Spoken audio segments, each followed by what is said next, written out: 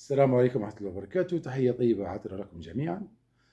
الموضوع هو مناشدة من قبل أغلبية أعضاء المفيدين بالداخل، مناشدة لرئيس الحكومة بطرابلس المهندس عبد الحميد الدبيبة.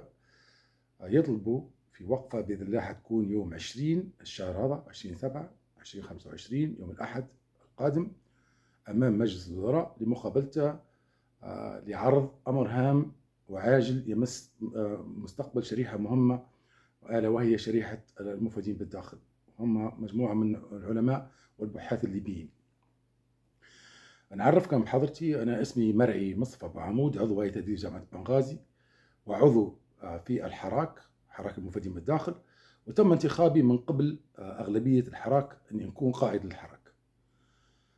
طبعا الحراك هدفه هو المفيدين بالداخل. طبعا بنعطي إحاطة بس وتعريف من هو الحراك وما هو الإفادة بالداخل وشنو هو مطلبنا نحن بالذات.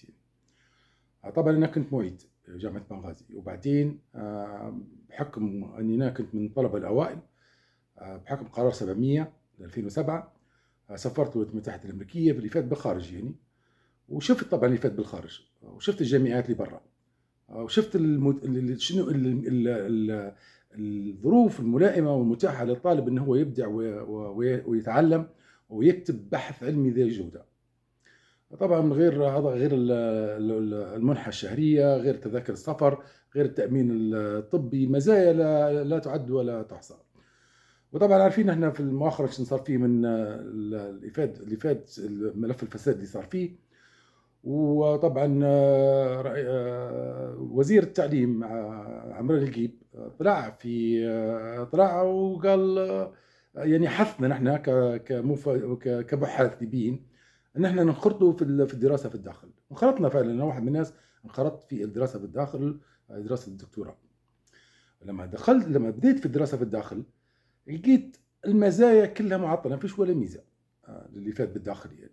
هذا غير ان ما فيش لا مكاتب ولا معامل حديثه، يعني انك انت تبدع كباحث الظروف غير مواتيه نهائيا. فقدامك حل من اثنين، يا اما انك انت تكتب بحث ركيك، يا اما انك انت على حسابك تمشي تسافر وتجيب ماده علميه، او تمشي وتستخدم معامل في الخارج، او انك انت تفشل يعني البعيده يعني. فطبعا اجتمعنا نحن المفيدين بالداخل، درنا غرفه على الواتساب واطلقنا، درنا حراك ودرنا شعار، ومشت مجموعه منا لمقابله الوزير في يوم 23/1/2025. مشينا قابلنا القائم على الوزاره دكتور علي سالم، مدير مكتب شؤون الوزير وحاجه زي هيك، وقال لا انتم اللي فاد بالداخل. طبعا من قبل نسبة كان بالدول هيئه الرقابه الاداريه وقفت اللي فاد بشقيه الداخلي والخارجي، ونحن عندنا ميزه في اللي فاد بالداخل، هي اللي يسموا فيها الافاد القصير. بالنسبه للماجستير يقدر يمشي 6 شهور برا، وبالنسبه للدكتوراه يقدر يمشي سنه برا. السنه هذا يطور فيها من نفسه، يا اما يجيب فيها ماده علميه تمام ويطلع على الدراسات الحديثه، واذا كان في معامل يقدر يستخدم المعامل. يعني هذه فرصه له ليتغلب على مشكله ان ما فيش مقومات دراسات عليا في الداخل وما فيش مكاتب ومعامل حديثه. فكان هذا حل، بس لقينا الافاده، هذا الافاده القصير معطل. في الدكتور عطيه الاربش اللي هو جاء وقعد مدير اداره الدراسات العليا في طرابلس، حاول انه يفعلها. فبعث لي جامعات وقال لهم ابعثوا لي اسماء الناس اللي تنطبق عليهم شروط الافاده القصير. لكن جت هيئه الرقابه الاداريه ودارت قرار بايقاف الافاد بشقيه الخارجي والداخلي. والدكتور عطيه الاربش لما تواصلنا معه قال لا راه خلاص الجهود تعرقلت وما صارش منا شيء. فمشوا مجموعه منا 4 ولا 5 مشوا للوزاره بقبل الوزير، لقوا الدكتور علي سالم. قال لهم الدكتور علي سالم لا نحن دايرين اجراءات وماشيين فين وني بخصوصكم انتم، واللي فات القسيم قال لكم انه واقف. لا ما هوش واقف. فبعد لما تواصلنا مع الدكتور وقال انا داير مراسله تعطيكم منها صوره، وما اعطانا الصوره. تواصلوا معاه، نتصلوا به، نكلموا فيه الشباب اللي مشوا له، ما عادش رد علينا. مشينا الدكتور عبد الاربش قال لا والله اللي فاد في، فقعد في تضارب في الكلام، واحد يقول في، واحد يقول ما فيش فاد قصير يعني. فيوم 6 ابريل سافرت انا بصفتي قائد الحراك، ومشوا معايا مجموعه فوق من 10 من جميع مناطق ليبيا، ومشينا الوزاره، وكان ثاني يوم كان بعد العيد مباشره يعني. فجينا لقينا في معايده وطلبنا نقابل الوزير عمران القيب. خشينا عليه كمجموعه يعني. اول ما خشينا عليه الراجل مدوا في ايدينا نسلموا عليه، دفني بيدك يعني، دفني بعيد، ودف ما تقربوش مني يعني. كانت معامله فيها جفوه.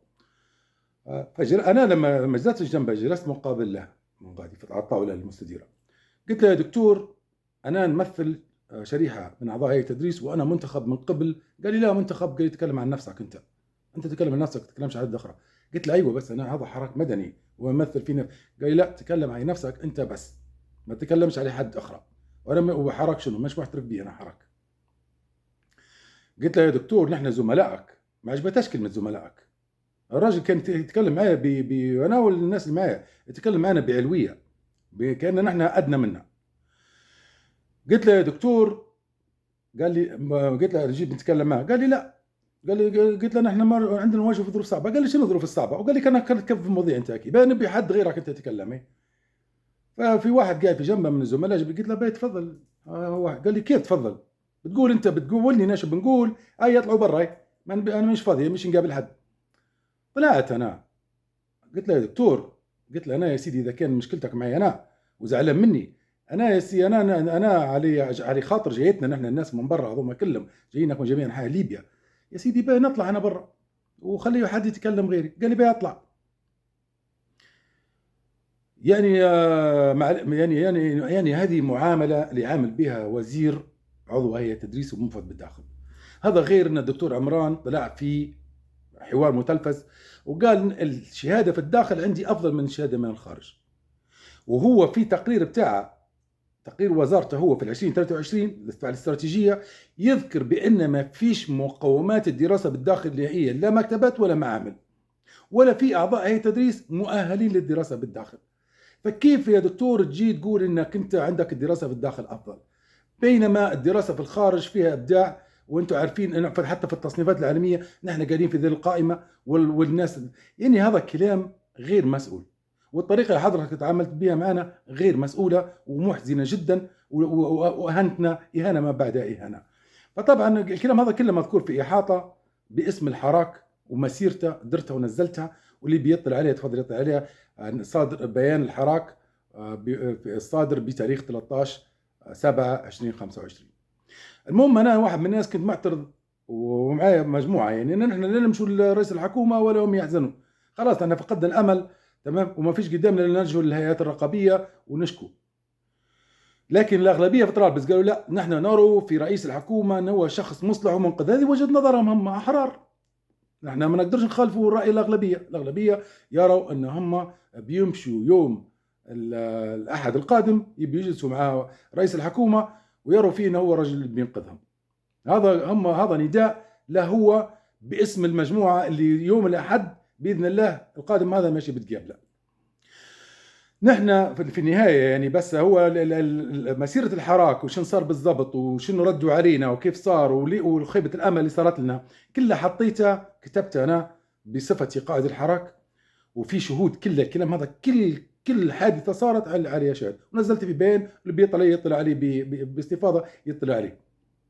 نحن ابناء ليبيا، ونحن ناس بحاث وعلماء، وعندنا رغبه صادقه وحقيقيه في ان نكتب بحث علمي ذو جوده، وما لناش علاقه بالتجاذبات السياسيه. وحدنا انفسنا ومشينا قلنا هي نمشوا، كلهم قالوا نمشوا للدكتور عمران، هو اللي ممكن يدير لنا حل في موضوعنا نحصل الفاد القصير هذا نقضوا به على مشكله ان ما عنديش بحوث ودراسات، ما عنديش معامل.